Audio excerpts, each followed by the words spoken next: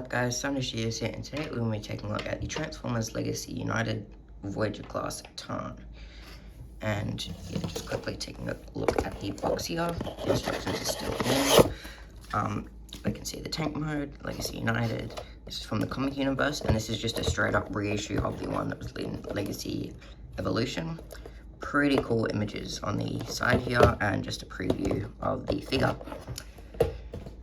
Now, for the actual figure, I think the aesthetics on this guy are really cool. Like, he's just got like this really menacing feel about him, especially like the head sculpt is just phenomenal. He's just like pure Decepticon. Like, and the color scheme really helps that with the subtle gold. And I really do like all the transparent plastic in him. Like in the chest, the guns, which I'll show you a bit later, and the head. Unfortunately, they aren't like, they don't really glow when you have them under light. I literally have them like under direct light and they aren't really glowing as much as I thought. But like, he has like just the right amount of bulk to him. Like the shoulders are really cool. And he's like quite thin too, like this way. Which is pretty cool because there's no like kibble or anything of the sorts. That slightly impacts the alt mode, but not very much. And yeah, I wish I could have Bludgeon to compare them, because I think it's pretty cool as well. Not as good as Tarn, because I think I just like the purple aesthetic a bit better. Just like the detail, like especially like the serrated grill on the front. And just the treads on here. Pretty sure, yeah, these are painted as well, like in the inside. Wish they could have painted the sides, but it's not that big of a deal. And like the silver and the feet look really good too, with like the spikes and the gold paint. For his articulation, he's got a very good ball joint at the head, like really good. Arms go back there, full 360. He sort of has like the 86 hot rod shoulders, but not as bad. Bicep rotation, elbow bend, wrist rotation, finger articulation, which is extremely rare to see. Like, and also if you did want to, you can like swing down the arm. It is a bit weird to do. It has a waist rotation, legs kick up that far, back that far, thigh rotation, they can kick up that far, a double jointed knee, so if you want to do that, and then you can use the second knee to get it really bending far. Feet articulation and ankle pivot. So this has like the best amount of articulation on a figure I probably ever reviewed, apart from a couple that I can't really think off the top of my head right now. Like the articulation on this guy is really cool, so you can get him into like some of the best poses, which you will see on my Instagram. Subtle plug to go follow it. There is a link in my channel description. But yeah, this guy is really fun to pose around. As for his accessories, he comes with three. A gun, a more squarish gun, and this thing, which from the bottom it kind of looks like a tank tread, but it actually goes on the arm here. He has two pegs, you just put it on the second peg. And here you just take the guns, and yeah, because this one is more circle, this one's more square, but you just, but yeah, in my opinion, I think this is like really cool, even cooler than Megatron's arm cannon, because he has two. Like, he's honestly like the perfect Decepticon. He's really fun to mess about with, and these are blast effect compatible. And if you take these off here, like so, you can take the guns off for now, rotate this part here, and then connect the guns back this way, because this is slightly too big to go on the other way. But yeah, here, and you take this, peg it onto this second hole, and then also these bits look really cool, but for this mode you just need to bring them down like so, and they do slightly unpeg, but yeah, you just lift up the cannons and take this peg and put it straight into the back like so, and feel free to fold down the shoulder cannons. This guy looks so cool with them. I'm just gonna zoom out a bit. Yeah, looks so cool on them, like a pretty cool cannon thing. I think this part suits Bludgeon a bit better, because like he has a sword.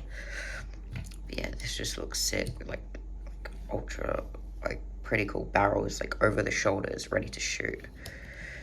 So yeah, let's move on to his transformation. Okay, for his transformation, you just want to take off all the accessories, and once you've done that, just take this back piece, fold down these, which you did if you integrated the cannons.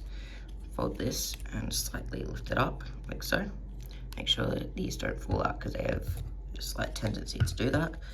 And lift up the chest, and make sure this also doesn't fold out. And take the arms and just move them out on, I think, like a slider joint or something similar to that. Slightly bend them backwards, and this is sort of, they don't really go out as far as they need to get into this, so you have to slightly damage the plastic, I think. Just make sure that they work. Yeah, and that also happens. This pops off a lot, but just fold this down, then you can peg this back. Sure, like so. And once you have done that, rotate the arms like so. Take the legs, fold them together like this, and take the feet and put them down like so. Once you have done that, just rotate this, take this and activate the double jointed knees, and push this down, I think, yeah, here, just here, just back, so make sure the cannons don't fall out, and once you have done that, just slightly bend the knees backwards like this. So it's complicated to get it all in the right order, but once you have done, you just peg it down, slightly raise it up a bit, like so. Yeah, just make sure this all works. Just raise this, and then you can just make sure everything pegs straight down. And yeah, this doesn't really work the best, this transformation step, because you do have to make sure everything is like lined up perfectly. But for me, it doesn't really do that. But once you have done that, take the arms, fold these parts all the way around, and then rotate here, no, here, and do the exact same here, and then rotate the hands 90 degrees. Once you have done that, just take this, move it, and slightly peg it in to the legs.